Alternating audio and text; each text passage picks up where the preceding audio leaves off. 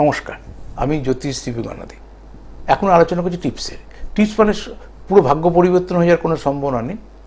Tips একটা অ্যাওয়ারনেসের programme, মানে সাময়িক কী করলে রিলিফ পেতে পারেন। যদি সত্যি করে কিছু করতে হয় তাহলে আপনাকে চেম্বারে এসে দেখাতে হয়। মানুষ বিভিন্ন সমস্যায় জর্জরিত, মানুষ একটু রিলিফ পেতে চাইছে যে বিভূতা কী করলে একটু ভালো থাকবো। তা আজকে রুদ্রাক্ষ নিয়ে আলোচনা করছি। আজকে গুরুত্বটা হচ্ছে পুরো রুদ্রাক্ষের ওপর দিচ্ছি। রুদ্রাক্ষের বহু কাজ আছে, তো আপনি কি সমস্যা থাকলে কি ধরনের কম্বিনেশনে রুদ্রাক্ষ পড়লে আপনার জন্য ভালো হবে সেটা খেয়াল রাখতে হবে। বহু মা বোনদের সন্তান আসতে চাইছে না, দুটো সমস্যা, একটা সন্তান আসে না, একটা সন্তান এসে নষ্ট হয়, এরকম দুটো সমস্যা মানুষের রয়েছে। আজকে মূলত সন্তান এসে নষ্ট হলে কী করবেন বলা আছে এর আগে।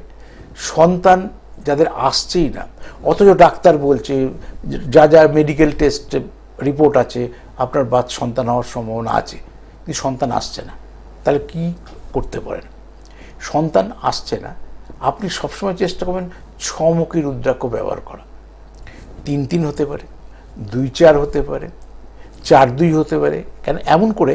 দুটো কম্বিনেশন মানে তার আউটপুট 4 মানে একটা রাহু, 2 মানে একটা চন্দ্র, তা 3-3 বৃহস্পতি। তাহলে ওইগুলো হরোস্কোপ দেখে তার জন্য কোন কম্বিনেশনটা ঠিক হবে সেটা আমি তখন প্ল্যানিং করে দেবো, যে আপনি কোন নক্ষত্রে এটাকে শোধন করে আপনি তখন পড়াবেন।